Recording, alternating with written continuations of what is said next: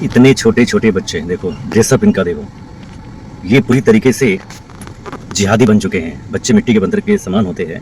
मिट्टी का बर्तन आप लोग समझते हैं, जो मम्मी पापा जो भी इनके संस्कारों में जो भर दिया जाएगा यही इनके अंदर समा जाएगा। ये छोटे छोटे बच्चे हैं, पिद्दी पिद्दी से बच्चे हैं। ये थाना मोतीपुर का ही मामला है। यहाँ पे बोलो तो अधिकारी इन लोगों को भी समझ नहीं आता। सब पिद्दी पिद्दी से बच्चे हैं, जिहादी बच्चे हैं।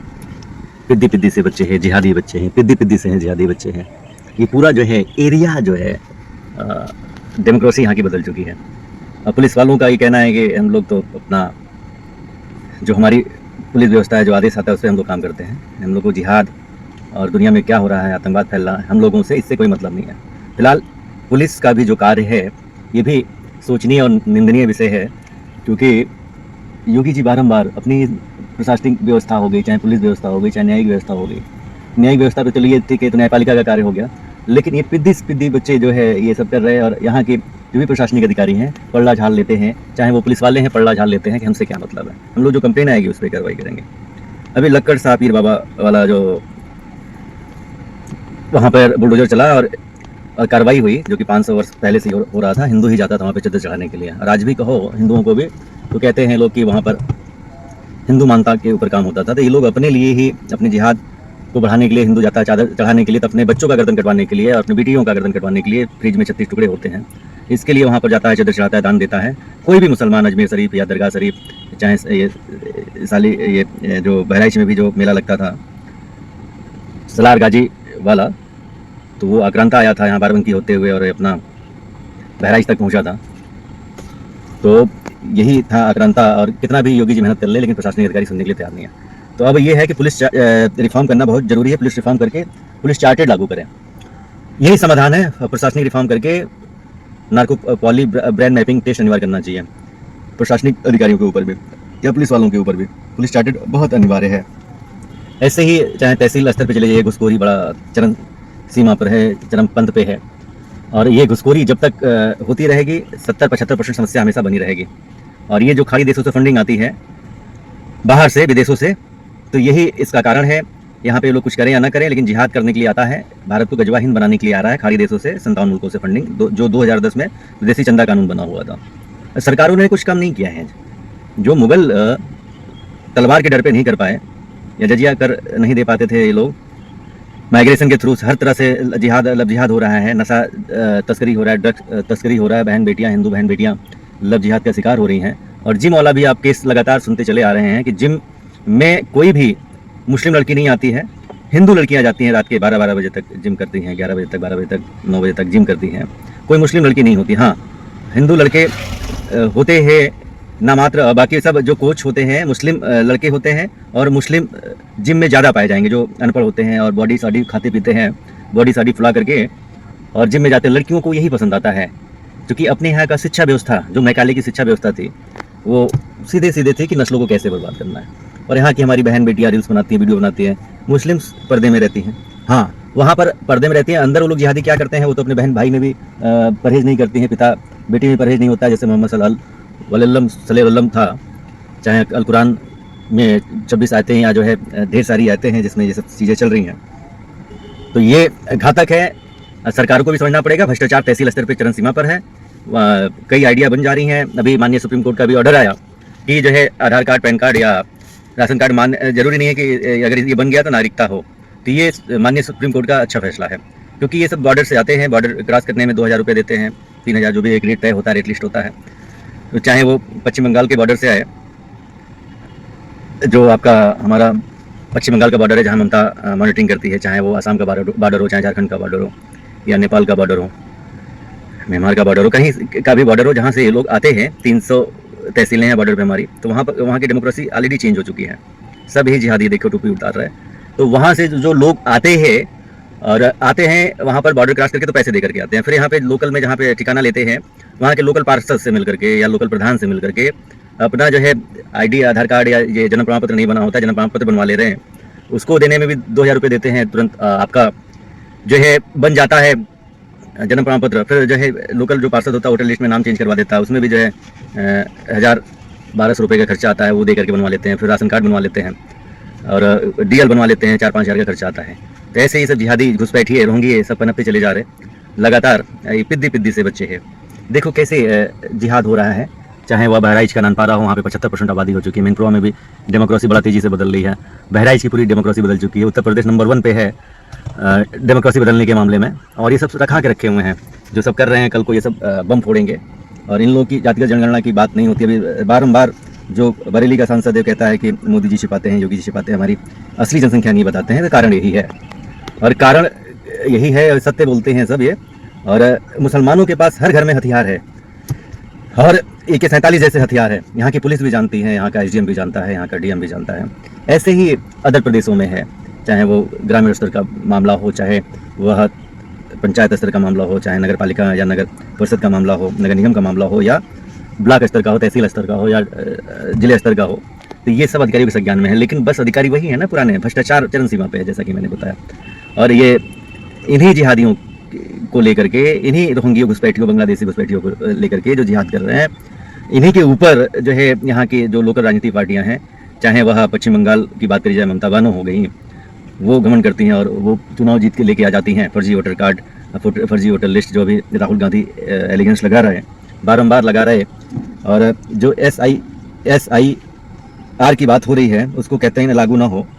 और उन लोगों का ये कहते हैं कि no election no petition file भी इन लोगों ने फाइल कर रखी है, जो कि ये माननीय सांसद है कपिल सिब्बल है, चाहे और भी माननीय जो विपक्ष में है कांग्रेसी के, और चाहे वह तेजस्वी यादव हो, उसका भी जो है सेकंड दो वोटर आइडिया पाई गई, चाहे उसके और भी सांसद, अदर सांसद या विधायक लोग हैं, उनको भी पाए गए। तो ये होता है, जैसे मुंबई में अगर घर बनाने से ये है, दिल्ली में भी इसका तेजस्वी यादव का है, तो दिल्ली का भी वोटर ID है, बिहार का भी है, बिहार में दो हैं। तो हर जगह ये सब वोट डालते हैं, डेमोक्रेसी को चेंज करते हैं। जब नेता ही ऐसे करेंगे तो राष्ट्र कहाँ जाएगा, देश कहाँ जाएगा। और हम ये बारंबार बोलते हैं कि बल्कि 8वीं पास है, 8वीं फेल है, 9वीं फेल है। और यहाँ पे जब नेहरू जी थे माननीय प्रधानमंत्री, पहली बार जो बने थे, गयासुद्दीन गाजी के पोते सपुत्र साहब, तो ये उन्होंने ये अधिकार दे दिया था। और इस अम्बेडकर कहते हैं कि अम्बेडकर के नाम पर ये लोग तुरंत भुना लेते हैं कि कैसे अम्बेडकर को अमित शाह जी ने ऐसा बोल दिया। तो उतना ही लोग अम्बेडकर 10 सेकंड का वीडियो लोग डाल देते हैं, प्लस जो है बदनाम करते हैं। लेकिन इन्हीं के जो गयासुद्दीन गाजी के जो सपुत्र थे जवाहरलाल नेहरू, उन्होंने ऐसा किया कि उनको मजबूर कर दिया कि इस्तीफा देने के लिए। जब देश आज़ाद हुआ ना, संविधान निर्माता थे वो, BN राव साहब भी थे, सर एक दूसरे का। चूँकि लेकिन वो अम्बेडकर साहब की ये भी ये थी कि चूँकि देखिए नीची जैसे अपने यहाँ जातियों में लोग बट गए, तो उसमें जो है बच्चे ज़्यादा पैदा होते हैं और वो लोग ज्ञान से थोड़ा वंचित रहे। तो हमेशा ये नेताओं ने किया, चाहे वो मुगल काल हो, चाहे वो ब्रिटिश काल हो, गुलामी का काल। तो इन लोगों ने ये दलितों को अपना वोट बैंक की राजनीति समझी और लगातार वो लोग उनको महत्व नहीं दिया। तो कारण यही रहा कि जो है वो लोग और है, तो उनको ऊपर लाने के लिए उन्होंने प्रयास किया, आरक्षण जैसा नाम दिया, और 10 साल के लिए उन्होंने किया था कि 10 साल बाद ऑटोमेटिक इसको खत्म कर देना चाहिए। लेकिन राजनीतिक पार्टियां इसको भुनाने के लिए लगातार प्रयासरत रहीं और प्रयास करती रहीं और इसको प्रमोट करती रहीं कि हाँ नशा भी करते हैं, सब कुछ करते हैं, नशा नाश का कारण होता है, ये भी बताया गया है। लेकिन ये इन लोगों को ऐसे ही छोड़ दिया गया जिन्हें खाने चरने के लिए। यही सब जिहाद कर रहे हैं, जो कि कन्वर्टेड हिंदू ही हैं ये सब, जो कि पिद्दी से बच्चे हैं, लगातार जिहाद और आतंकवाद फैला रहे। सरकार को भी सोचना पड़ेगा, सरकार हमारी थोड़ी सी लचर है और वो पुराने अधिकारी वही सब हैं। लेकिन बस ये होता है कि हमने बार-बार कहा कि डॉक्टर बदलने से कुछ नहीं होगा, डॉक्टर अच्छा है, दवा महाघटिया है। तो ये जो कानून जो बने 77 संशोधन कांग्रेसियों ने किए, जिसमें 50 से अधिक महापाप कर डाले, तो यही इस्लामिक मुल्क बना दिए और बस घोषणा करनी बाकी रह गई थी। बारंबार हमेशा यही कहता हूँ कि कृपया हमारी सरकारें इसको संज्ञान लें और इस पर अब चिंतन करें, मंथन करें। और हम तो बारंबार यही कहते हैं कि अगर एक भी कांग्रेसी कानून छूटा, अगर मोदी जी, अमित शाह जी या योगी जी या किरण रिजिजू जी या जो भी हमारे 788 सांसद हैं जो कि कानून मेकर कहे जाते हैं, मेरा बारंबार विनती यही है कि अगर एक भी कानून कांग्रेसी कानून छूटा तो सुरक्षा चक्र टूटा, भारत बन जाएगा इस्लामिक मुल्क। तो इसको आप लोग विशेषतः ध्यान दें और जगें, और समय आ गया है अब जगने का। नहीं तो हिंदुओं का ही कन्वर्जन हो रहा है ना, सनातनियों का ही तो कन्वर्जन हो रहा है ना, और किसी का तो कन्वर्जन हो नहीं रहा है। चाहे वो ईसाई हो तो वो हिंदू से ही तो कन्वर्टेड ईसाई बने, जो बौद्ध धर्म अपना लिए, भीम आर्मी हो गए, तो सब हिंदू ही तो हैं। हम लोग पहले वर्ण व्यवस्था थी और प्लस जाति व्यवस्था नहीं थी, इन लोगों ने किया, नेताओं ने किया। फूट डालो राष्ट्र जैसे यादव जैसे आजकल वो तो हमेशा घमंड से कहते हैं, क्योंकि मोहम्मद सल्लल्लाहु जो था एक आतंकवादी था और आतंकवाद ही किताब लिखी उसने, जो कुरान है, अल कुरान है, चाहे 6 कुरान है विश्व में, तो वो जिहाद की किताब है जो 57 मुल्कों में बन गया और पूरे विश्व में दीमक की तरह वो असर कर रहा है।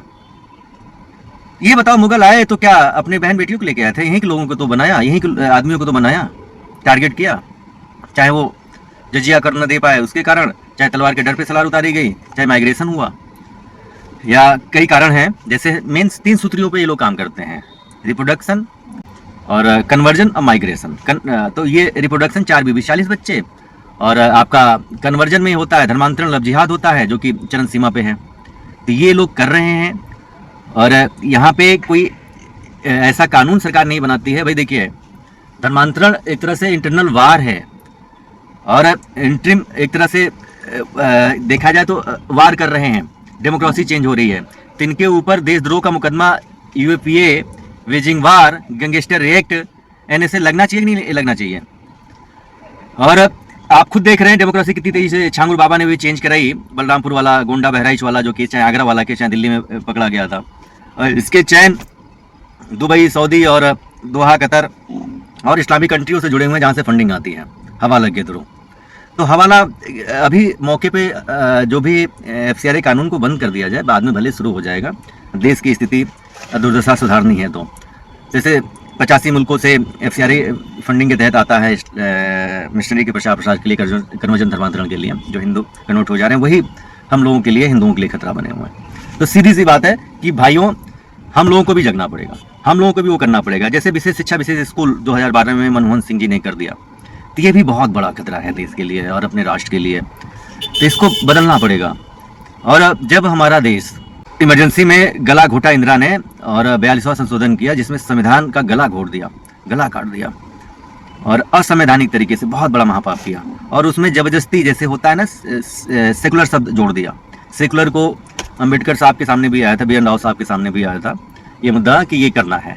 उन लोगों ने संविधान सभा की बैठक में 2-3 बार हुई, उसको डिनाई कर दिया, निकाल दिया। लेकिन ये गयासुद्दीन गाजी के पोते साहब ने, जो वहाँ पे नहीं हो पाया, उसका सपना जो है उसकी बेटी इंदिरा खान ने किया, फिरोज खान की वाइफ ने, और संविधान सभा का गला घोटा, और वो हारी हुई प्रत्याशी एक तरह से थी, सुप्रीम कोर्ट का ऑर्डर आने के बाद भी ये महापाप इसने किए, बहुत बड़ा महापाप किया, और सारे विपक्षियों को जेल में भिजवा दिया। जो भी लेखक, बुद्धिजीवी, पत्रकार थे, जो आज करते हैं मोदी जी से सवाल, उस समय हिम्मत नहीं थी करने के लिए। चाहे आपके ये जो भी देशद्रोही पत्रकार हैं, चाहे रवीश कुमार हो, चाहे ऐसे ही कई ऐसे पत्रकार हैं जो कांग्रेस से फंडिंग हुआ करती थी। गोधरा कांड को भी इन लोगों ने गलत दिखाया, गलत दुष्प्रचार किया, प्रसार किया, और जनता के दिमाग में भर दिया गया कि हाँ, जनसंघ गलत है, आरएसएस गलत है, आरएसएस को भगवा आतंकवाद का जो है नाम दे दिया गया। इन लोगों की बिल्डिंगें बनती चली जा रही, इन लोगों के विदेशों में भी घर बनते चले जा रहे हैं। लेकिन धन्य है हमारे पूर्वजों का कि राष्ट्रवाद एक दे दिया कि हम लोग आज भी अपनी अस्तित्व की लड़ाई, अपने धर्म की लड़ाई, सनातन धर्म के लिए लड़ रहे हैं और कर रहे हैं। ये सब बवाले हो रहे हैं। और सरकार को ये चाहिए कि एक बार एग्जामिन करावे, एनआरसी जरूर लागू करे।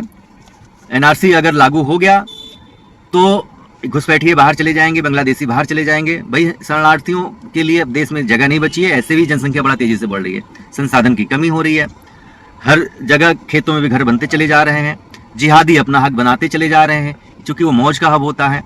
और अभी डॉक्टर बहुत अच्छे हैं, डॉक्टर अच्छे हैं, दवा वहाँ घटिया है, दवा को चेंज करने की जरूरत है। मैं बारंबार अपने माननीय प्रधानमंत्री जी से विनम्र आग्रह करता हूँ, निवेदन करता हूँ, अमित शाह जी से भी विनम्र आग्रह निवेदन करता हूँ, किरण रिजिजू साहब से भी विनम्र निवेदन आग्रह करता हूँ, माननीय सुप्रीम कोर्ट के जज हैं उनसे भी मैं निवेदन आग्रह करता हूँ कि जो पूजा स्थल कानून है 1991 वाला, उसको तुरंत से पहले ख़त्म कर दिया जाए। और अल्पसंख्यक आयोग जो मजहब के आधार पर बन गया, उसको तुरंत से पहले ख़त्म कर दें। भाई जब धर्मनिरपेक्ष इंदिरा ने 1975 में एमएनसी लगा के गला घोटा और समाजवाद जबरदस्ती ठोक दिया संविधान में, संविधान का गला घोटा गया, तो माननीय सुप्रीम कोर्ट के जज लोगों के भी संज्ञान में है। तो वो मजहब के आधार पे जब अल्पसंख्यक आयोग बना, इसको खत्म करने की जरूरत है कि नहीं जरूरत है? ये आप लोगों को भी पहल करनी। जनता तो हमारी जो है ये होती है भोली है, ये है, तो आप लोग भुना रहे हैं, इसलिए शिक्षा प्रॉपर जो है नहीं पहुंच पा रही है गुरुकुल या सरस्वती शिशु मंदिर वाली जो राम राज्य में था।